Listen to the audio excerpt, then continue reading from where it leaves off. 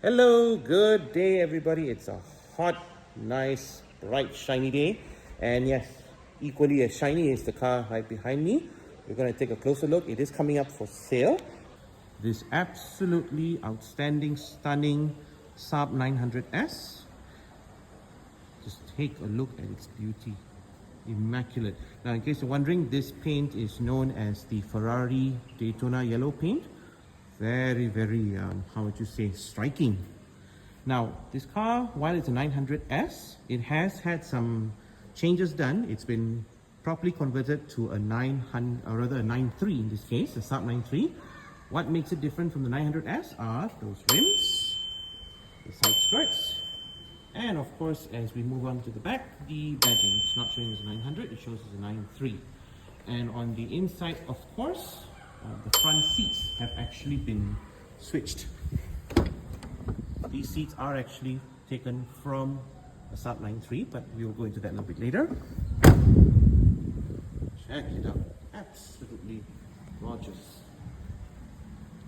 As always, we have our wonderful owner, Brendan. You may recognize him from some of the past car videos. Right now, I think it goes without saying he's an avid classic car collector. He's going to speak to us a little bit more about this car. So Brendan, please tell us what inspired you to get this beauty. What's the story behind it? How was it when you first got it? Okay, so I have been, of course, from my previous videos and cars as well, a Swedish car enthusiast.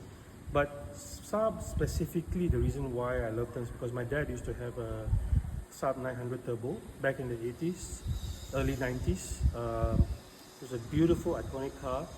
The kind of people that drove Saabs were always very clear on the taste and why they liked the brand Saab.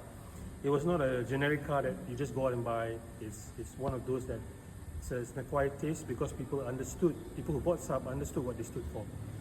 So why I bought this car, of course, I started out with my first Saab, which was a Saab 900 GLS, which was similar to what my dad had. And then I went slightly modern, which was this, because this car still kept the original, I would say the original somewhat, the Saab shape. And of course, this is a whole different animal. It's way more powerful, with a high pressure turbo and all that.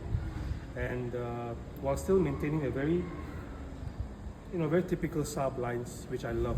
So Brendan, please, we've got a burning question. Why are you putting such a beautiful car like this in such pristine shape up for sale? All right, very good question. So I'm a classic car enthusiast. This is my hobby. I typically buy some of these cars and I restore them and bring them up to what it should be in its heyday, in tip-top pristine condition. And of course, I have an aspiration to own almost 1,000 cars in the near future. Of course, it is my passion. Have reached somewhere there. So once I fully restore one, I put it up for sale. We are now about to check out the engine, the heart of the car, the most crucial component of any vehicle, the heart. Okay, there we go. These things can get a bit confusing sometimes, but yeah, I got it. Check it out, 1996 with independent gas struts. No sticks, no dipsticks to hold it up in place. This is the heart of the car. Don't let the valve cover mislead you. It's actually a 2.0. It's just that the valve cover was not presently available at the time, so it's switched out to a nice 2.3 piece. But it's a 2.0 engine. Churns out a pretty healthy amount of horsepower and torque. Very fun car to drive. And as you can see, it is practically in immaculate shape. The engine has also been fully rebuilt and reworked. The cooling system, the radiating system, the AC system. The turbo pipes, I have to say, they are performance turbo pipes. They are not your conventional plastic ones. These have been converted to performance metal ones. The filter is K&N performance filters. Now let's hear this kitty purr. Well, or scream.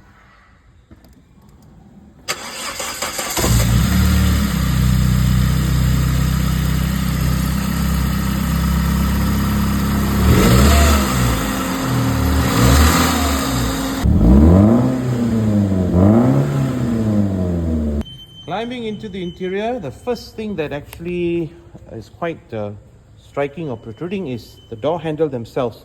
One thing I like about the suites, right? very practical. They think of everything. The door handles are not the conventional ones that pull like this or pulls out like this. You can actually put your hand in and open it out. Ta-da! This is the interior. And yes, in case you're wondering, that wood trim you see there indicates that this is the high range model of the Saab 900S. The seats, as I did mention in the earlier part of the video, are actually taken right off a half-cut Saab 9.3. So these are original from the UK. Very good shape. Look at this. Beautiful. Now as for the back are actually the original cloth seats, but they are very comfortable cloth. It's a mixture of two different cloth material. Very comfortable, very clean. And of course, one quirk I like about the Saab door handle, it's the way it's designed. Really good grip. Very small handle to open, and look at where the power window is on the bottom. Extremely convenient. Beautiful. And yeah, no speakers on the door, but then again, that's where the speakers really are. On the side, 6x9s. All speakers have been changed. And yes, even got its own rear cabin vent. One thing that I really love about this meter, right, you notice it is super clear. It is very wide between 0 to 140, and then it becomes a little bit closer as it speeds up all the way to the maximum meter of 260. The other thing is, take a look at how the fuel gauge is shown. Instead of your conventional full and empty, it's full, 3/4, half, 1/4, and R for reserve. And of course, interior is very well kept. The player has been changed from a double DIN CD player to a double DIN Android player, and it fits very nicely within its range. Original floor mats, gearbox, complete with a little button on the bottom. I think this is like what, sports mode, I'm assuming here. And yes, very interesting quirk. Ignition is here, not there. Start it up.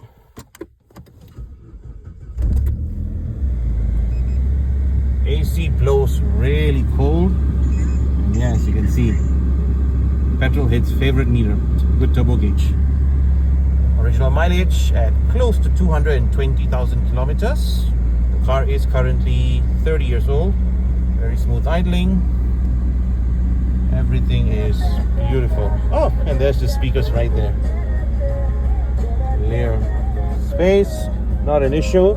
As you can see, both Brandon and myself are pretty big guys, but check it out.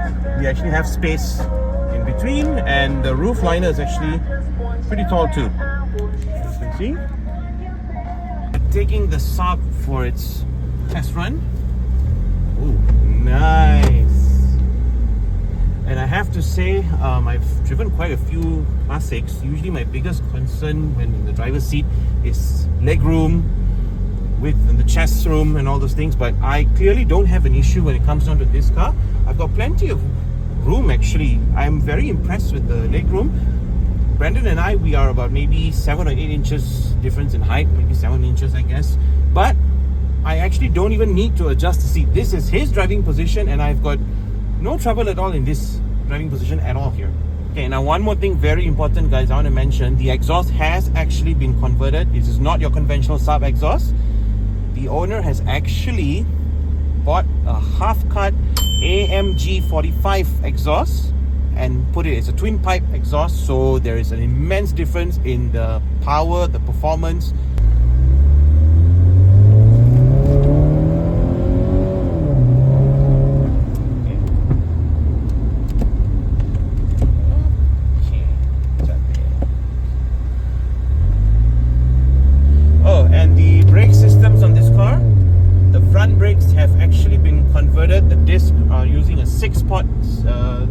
Disc brake, it's taken off a Maserati. Woo! So braking performance is there.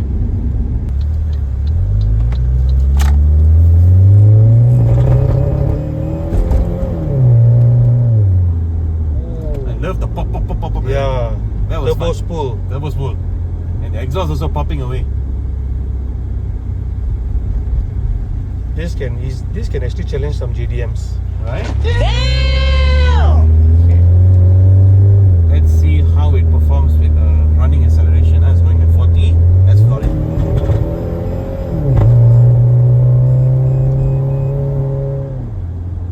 hops and bangs. Bobs and bangs. Bring this car to Retro Havoc and you'll be... Popping and banging. Yeah. away. This is an attention grabber. Yep. And one hell of a conversation starter.